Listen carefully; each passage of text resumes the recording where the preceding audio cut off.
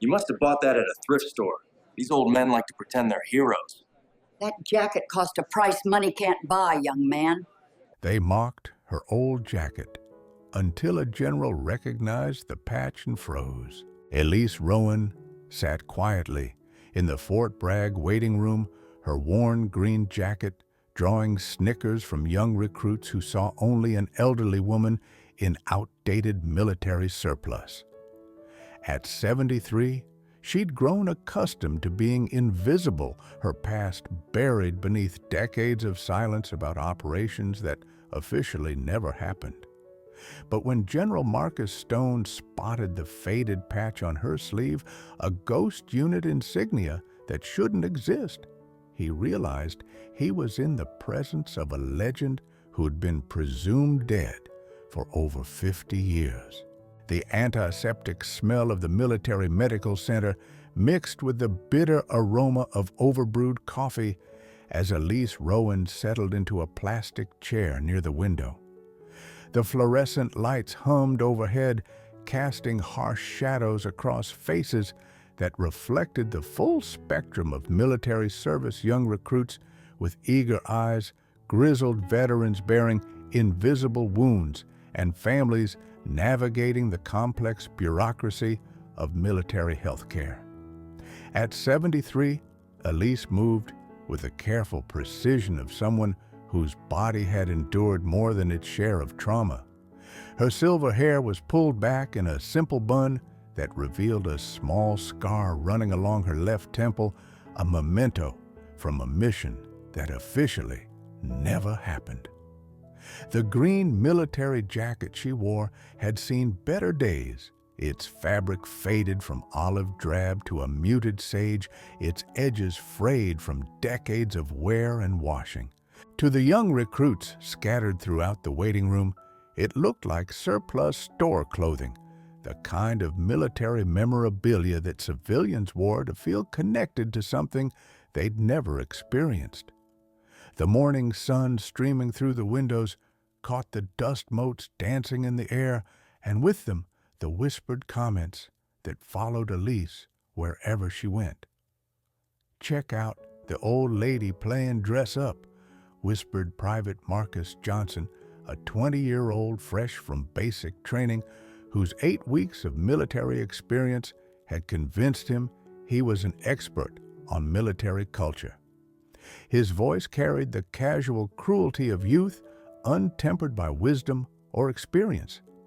His companion, Private Sarah Chen, giggled quietly while scrolling through her phone. "Probably bought that jacket at a thrift store. My grandmother has one just like it from when my grandfather served in Vietnam. These old folks love to pretend they were heroes." Elise heard the comments, but didn't react, her weathered hands folded calmly in her lap. She'd learned long ago that explaining herself to people who couldn't understand would only invite more questions she wasn't allowed to answer. The jacket wasn't a costume or a tribute. It was the last tangible connection to a life she'd lived in the shadows, to operations that had shaped the modern world while remaining invisible to those who benefited from them. The patch on her left sleeve was small and unremarkable to untrained eyes, a stylized raven in flight wings spread against a black background with no unit designation or identifying text. Most people assumed it was decorative, perhaps a personal touch added to an old military jacket. They had no way of knowing that the patch represented membership in one of the most classified units in military history, or that fewer than 30 people had ever worn it. The weight of 50 years of silence pressed down on her shoulders like a familiar burden. General Marcus Stone had been visiting Fort Bragg for a routine inspection when a family emergency forced him to accompany his elderly father to the medical center. As a 4-star general with 35 years of service, he'd seen every military insignia, patch, and decoration in existence. But when his eyes fell on the small raven patch adorning Elise Rowan's jacket, He felt his breath catch in his throat. The operational strike ravens. Unit designation classified. Mission parameters classified.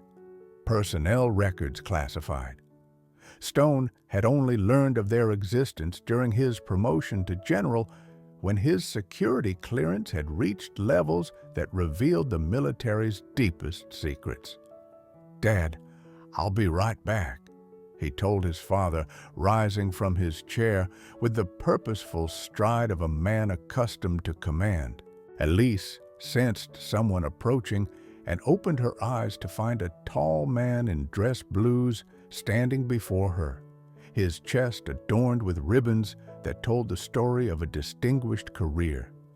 But it was the expression on his face, a mixture of awe and disbelief, that caught her attention.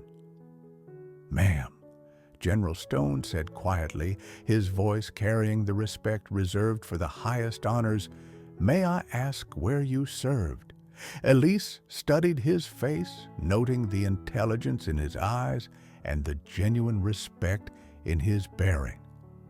After 50 years of invisibility, someone was finally seeing her for who she really was. "I'm sorry, General, but I'm not sure what you mean." Stone glanced around the waiting room, noting the young recruits who were now watching their interaction with curiosity. "Your patch," he said, lowering his voice to barely above a whisper. "The raven. I know what it represents." For the first time in decades, Elise felt a flicker of recognition from someone who understood. The weight of carrying secrets alone had been crushing, but now someone else knew. "I'm afraid I can't discuss that, General."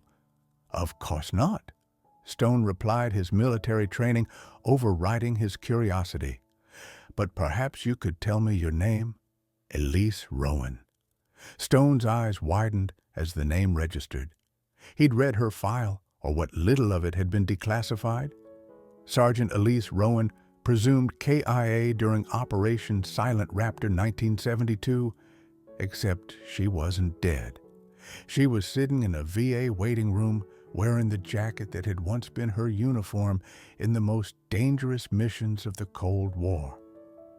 "Sergeant Rowan," he said, his voice barely above a whisper, "you're supposed to be dead." Elise allowed herself a small smile, the first genuine expression of humor she'd shown in months. "I got better." The conversation that followed took place in General Stone's temporary office at Fort Bragg, away from curious ears and prying eyes. The room smelled of leather and old paper, with maps covering the walls and the weight of military history pressing down from every corner. Operation Silent Raptor, Stone said, consulting the classified file he'd requested overnight. "Deep penetration mission into North Vietnam, 1972. Your team was tasked with locating and extracting a downed pilot who'd been captured with sensitive intelligence." "That's what the file says," Elise replied carefully, her fingers unconsciously tracing the scar on her temple. "The file also says your entire team was killed in action, including you." Elise was quiet for a long moment, her hands folded in her lap as memories she'd spent decades suppressing began to surface. "The file says what it needs to say to protect operations that are still classified. But you survived. I survived." Stone leaned forward, understanding that he was about to hear a story that had been buried for 50 years.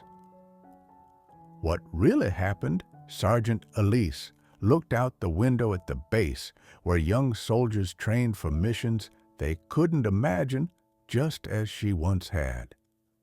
The afternoon sun cast long shadows across the parade ground, and she could hear the distant sound of drill sergeants shouting commands.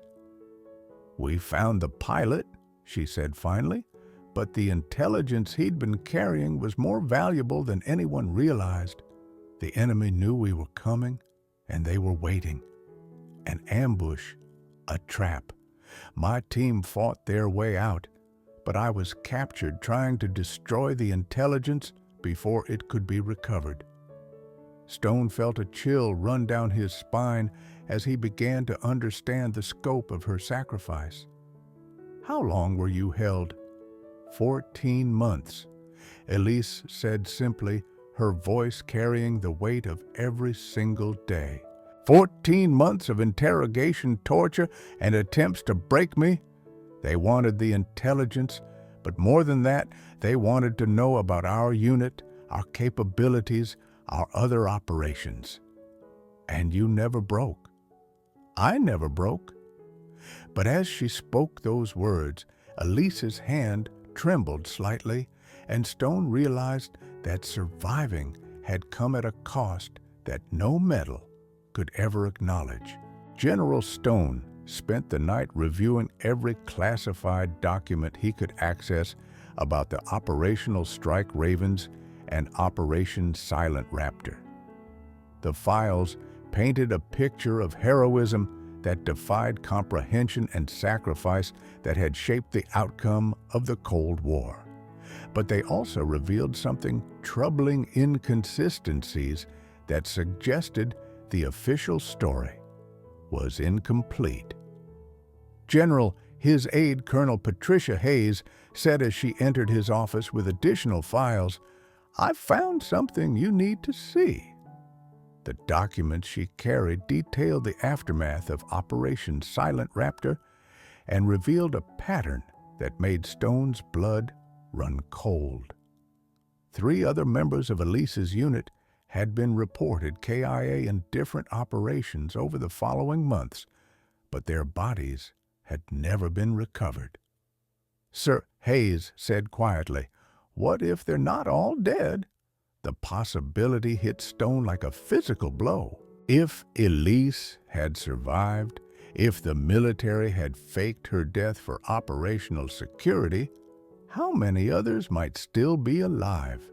The breakthrough came when Stone accessed the deepest levels of classified archives files that required presidential authorization to review. Hidden among decades of operational reports, he found a single line that changed everything. OSR survivors relocated under Program Lazarus identities, classified contact, prohibited. Program Lazarus. Stone had never heard of it, but the implications were staggering. The military hadn't just faked the deaths of the Operational Strike Ravens, they'd created an entire program to hide survivors whose knowledge was too dangerous to acknowledge. Elise, Stone said, when he called her that evening, "I need to ask you something, and I need you to be completely honest with me." "What is it, General? Are you the only one, the only survivor from your unit?" The silence that followed was so long that Stone thought the call had dropped. Then Elise's voice came back, barely a whisper. "I don't know. We were told never to contact each other, never to look for each other. For 50 years, I've believed I was alone." "What if you're not?" Stone's investigation into Program Lazarus revealed a conspiracy of silence that reached the highest levels of government. 7 members of the Operational Strike Ravens had been extracted from various operations and relocated under new identities. Their families told they were dead, their service erased from official records. They're scattered across the country. Hayes reported, her voice filled with amazement and horror. Living under assumed names, forbidden from contacting their families or each other. For 50 years, Stone asked, the magnitude of the deception overwhelming him. For 50 years, they've been ghosts, General, living ghosts who sacrificed everything for their country and got nothing in return. Stone stared at the list of names and locations, understanding that he was looking at one of the greatest injustices in military history. 7 heroes had been condemned to live as strangers to themselves, carrying secrets that had shaped the world while being denied the basic human right to exist. The secure phone call to the Pentagon that Sunday morning would change everything. Stone found himself speaking directly to the Secretary of Defense, explaining the situation and requesting authorization to contact the surviving members of the Operational Strike Ravens. "This is unprecedented," the Secretary said. "These people have been classified dead for 50 years. The implications of revealing their survival—" "Sir," Stone interrupted, "these people gave everything for their country. They deserve to have their lives back. And if they don't want to come forward, if they've built new lives and don't want to disrupt them, then that's their choice to make," Stone replied. "But they should have the choice." The authorization came through that afternoon, along with a warning that would prove prophetic. "General, be prepared for the possibility that not all of them will welcome this contact. Some ghosts prefer to stay dead." The phone rang in a small house in Oregon where a woman named Patricia Williams was tending her garden. She'd been Patricia Williams for 48 years, ever since the military had given her a new identity and told her family that Staff Sergeant Maria Santos had died in Cambodia. "Hello?" She answered, her voice carrying the slight accent that betrayed her origins. "Is this Maria Santos?" Stone asked gently. The silence that followed was filled with 50 years of pain loss and the sudden terrifying possibility of hope. "Maria Santos is dead," she whispered finally. "No," Stone said, "she's not, and neither are you." As Stone made similar calls across the country, he began to understand the true cost of the Operational Strike Raven service. They hadn't just risked their lives for their country, they'd given up their very existence, becoming living ghosts who'd carried their secrets in silence for half a century.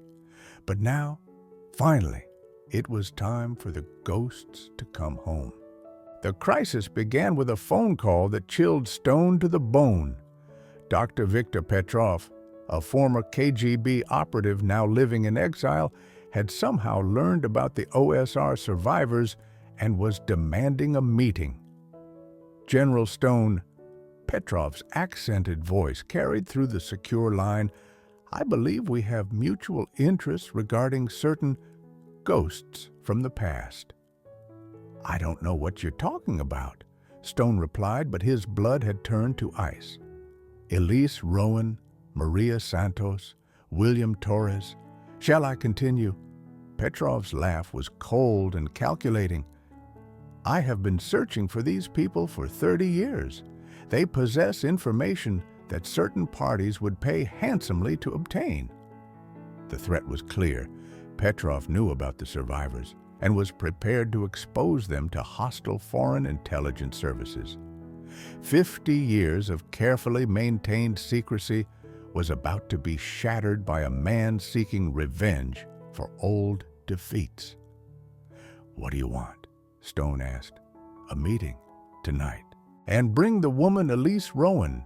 She and I have unfinished business from 1972. Stone's hand shook as he ended the call. Petrov had been the interrogator who'd tortured Elise for 14 months, the man who'd tried to break her spirit and steal her secrets. Now he was back, and he wanted to finish what he'd started. The meeting took place in an abandoned warehouse outside Fayetteville, with Stone and a team of federal agents providing security. Elise had insisted on coming despite the obvious danger. "I've been running from him for 50 years, she said as they prepared for the encounter. "It's time to face him." Petrov arrived alone, a thin man in his 70s whose eyes still held the cold intelligence that had made him one of the KGB's most feared interrogators. When he saw Elise, his face broke into a cruel smile. "Little bird," he said, using the nickname he'd given her during her captivity. "You look older." "So do you," Elise replied, her voice steady despite the memories flooding back. "And you look defeated." Petrov's smile faded. "I know about your friends, the other survivors. I know where they live, what names they use, what secrets they carry. One phone call from me, and they'll be hunted by every intelligence service in the world." "What do you want?" Stone demanded. "Justice," Petrov replied. "This woman cost me my career, my reputation, my life. She never broke, never gave me what I needed. Because of her silence, I was branded a failure and exiled from my homeland." Elise stepped forward, her small frame dwarfed by the men around her, but her presence commanding the room. "You want justice. You tortured me for 14 months. You tried to break my mind, my spirit, my soul, and you failed." "I failed because you were protecting something," Petrov snarled. "Something so important that you endured unimaginable pain rather than reveal it. I want to know what it was." "It was hope," Elise said simply. "Hope that my silence would protect my teammates, my country, my future." And it did. Petrov's threat forced Stone to accelerate his plans to reunite the OSR survivors. If they were going to be exposed, it would be on their terms, not those of a vengeful former KGB agent. The emergency meeting took place at a secure facility outside Washington, with the 7 surviving members of the Operational Strike Ravens gathering for the first time in 50 years. The emotion in the room was overwhelming as ghosts became human again. "I thought I was the only one left," Elise said, tears streaming down her face as she looked at faces she'd never expected to see again. Master Sergeant William Torres, now 75, and using the name Robert Martinez, had been living as a mechanic in New Mexico. Staff Sergeant Maria Santos, presumed killed in Cambodia, had been working as a nurse in Oregon under the name Patricia Williams. One by one, they shared their stories of survival sacrifice and the decades of silence that had followed. "We were told our deaths were necessary," explained Sergeant First Class David Kim, who'd been living as a teacher in California. "That our families would be safer if they believed we were gone." "And we believed it," added Sergeant Lisa Chen, who'd spent 40 years as a librarian in Montana. "We thought we were protecting them by staying dead." But the reunion was overshadowed by Petrov's threat. The man who'd tortured them decades ago was now threatening to destroy the new lives they'd built. "What do we do?" Torres asked. "We do what we've always done," Elise replied, her voice carrying the authority that had made her a leader even in captivity. "We protect each other, we stand together, and we show the world that some things are worth more than life itself." The ghosts were ready to fight one final battle, not for their country this time, but for their right to exist. The secure conference room at the Pentagon buzzed with tension as the highest levels of military and intelligence leadership gathered to address the Petrov crisis. The 7 surviving members of the Operational Strike Ravens sat at one end of the table, no longer ghosts, but living legends whose very existence challenged 50 years of official history. "Petrov has given us 48 hours, Stone reported to the assembled officials. "Either we hand over classified intelligence from the OSR operations, or he exposes the survivors to hostile foreign services." "We don't negotiate with terrorists," declared CIA Director Patricia Morrison, but her voice lacked conviction. Everyone in the room understood that this situation was unprecedented. "He's not a terrorist," Elise said quietly, speaking for the first time since the meeting began. "He's a broken man seeking revenge for a defeat that destroyed his life. I understand that better than anyone." Secretary of Defense Robert Hayes leaned forward. "What are you suggesting, Sergeant?" "I'm suggesting we give him what he wants," Elise replied, causing shocked murmurs around the table. "Not intelligence, not secrets, but the truth about what really happened during those 14 months. Stone stared at her in disbelief. "Elise, you can't be serious. After everything you've endured—" "I'm serious because of everything I've endured," she interrupted. "For 50 years, I've carried the weight of those months alone. Maybe it's time to share that burden." The final meeting with Petrov took place in the same warehouse, but this time all 7 OSR survivors were present. The aging KGB operative looked around the room with a mixture of triumph and confusion. "So," he said, his voice carrying the same cold authority it had held decades ago, "the ghosts have materialized. How touching." "Victor," Elise said, using his first name for the first time, "you wanted to know what I was protecting during those 14 months. I'll tell you." Petrov's eyes narrowed with suspicion. "After all these years, you're willing to talk?"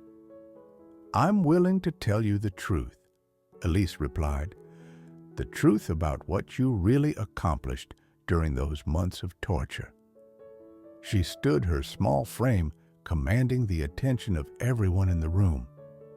"You thought you were trying to break me to extract intelligence that would compromise American operations. But you were wrong about what I was protecting." "Then what?" Petrov demanded. "I was protecting you," Elise said simply. The words hit the room like a physical blow. Petrov staggered backward, his face draining of color. "What are you talking about?" he whispered. "The intelligence you were trying to extract," Elise continued, "included the names of Soviet double agents working for the Americans. If I had given you those names, you would have been exposed as the American asset you'd been for 3 years." The revelation shattered the room's silence. Petrov had been a double agent working for the Americans while serving the KGB, and Elise had protected his cover even under the most extreme torture. "That's impossible," Petrov stammered. "I was never—" "Operation Nightingale," Torres said, speaking for the first time. "You were our source inside the KGB. Your intelligence saved hundreds of American lives." Petrov's legs gave out, and he collapsed into a chair. No, that's not. I would have remembered." "You were compartmentalized," explained Santos. "You thought you were feeding us false information to protect Soviet operations.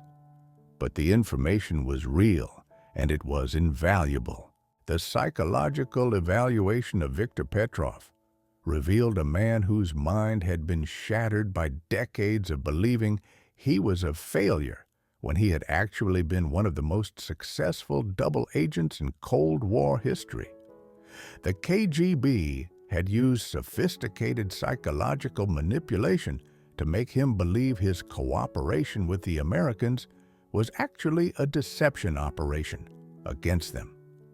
He's been living with false memories for 50 years. Dr. Sarah Chen, the military psychologist, explained to the assembled group. The KGB convinced him that his cooperation with American intelligence was actually a way of feeding them false information. "But why?" Stone asked. "Because they suspected he was a double agent," Elise explained. "By making him believe he was deceiving the Americans, they could continue to use him while monitoring his activities." The truth was more complex and tragic than anyone had imagined. Petrov had been a victim of psychological warfare manipulated by both sides in a conflict that had consumed his sanity and his life. "What happens to him now?" Hayes asked. "Now he gets the help he should have received 50 years ago," Elise said, "and he learns the truth about the lives he saved and the good he accomplished." The ceremony at Arlington National Cemetery was closed to the public, but attended by the highest levels of military and government leadership. 7 headstones that had marked empty graves for decades were replaced with plaques honoring the service of operatives who'd sacrificed their identities for their country. But the most powerful moment came when Petrov, now understanding the truth about his service, approached Elise with tears in his eyes. "I tortured you to protect a lie," he said, his voice breaking. "For 14 months I tried to break you, and you protected me even while I was destroying you."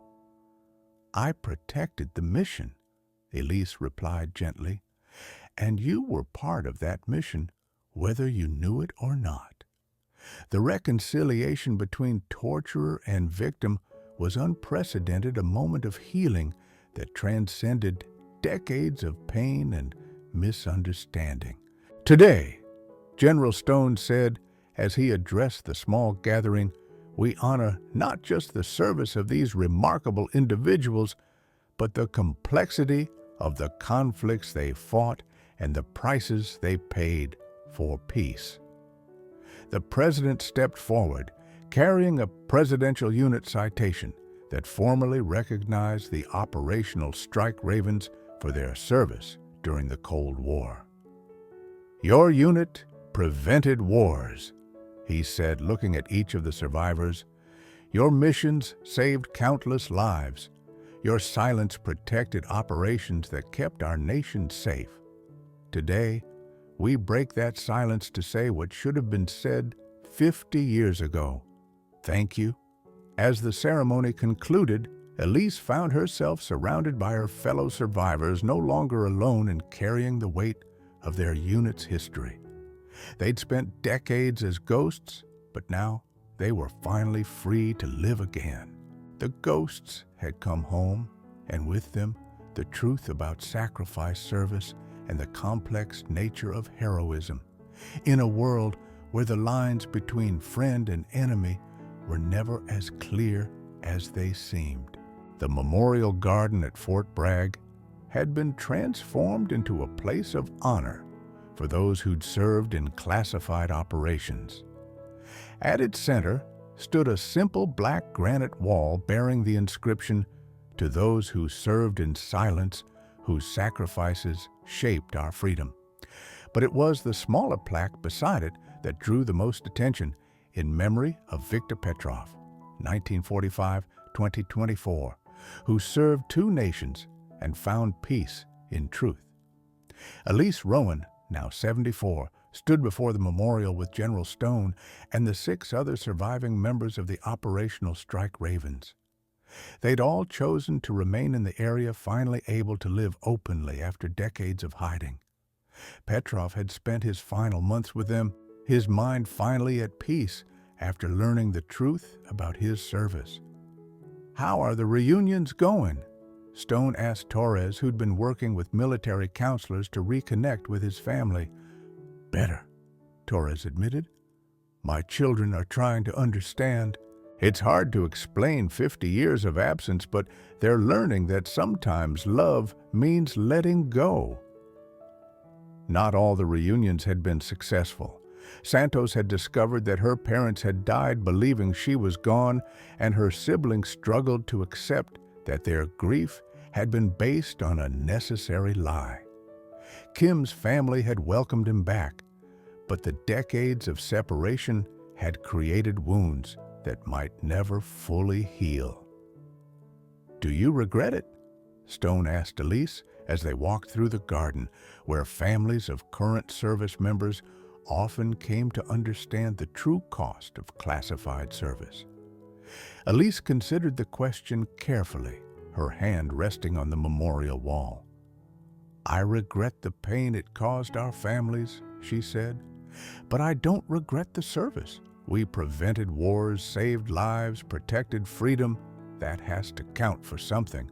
The garden had become a pilgrimage site for veterans and active duty personnel, a place where those who served in classified operations could find acknowledgement for sacrifices that would never be fully understood. "Ma'am," a young voice interrupted their conversation. Sergeant Johnson, the former private who'd once mocked her jacket, approached with a group of new recruits. "Would you mind speaking to these soldiers about service?" Elise smiled, remembering the young man who'd learned that heroes don't always look like what we expect. "Of course." As she addressed the new recruits, Elise wore not the faded jacket that had started everything but a simple civilian dress. The jacket now hung in the Smithsonian part of an exhibit on classified military operations that honored the service of those who'd operated in shadows. True service, she told the young soldiers, isn't about recognition or medals. It's about the willingness to sacrifice for something greater than yourself, even if that sacrifice is never acknowledged, even if it means becoming a ghost so that others can live in the light. As the sun set over Fort Bragg, Elise reflected on the journey that had brought her from mockery to recognition, from ghost to legend. The memorial garden stood as a testament to all those who'd served without recognition, a reminder that heroes walk among us every day, carrying invisible wounds and secret victories known only to themselves and their conscience.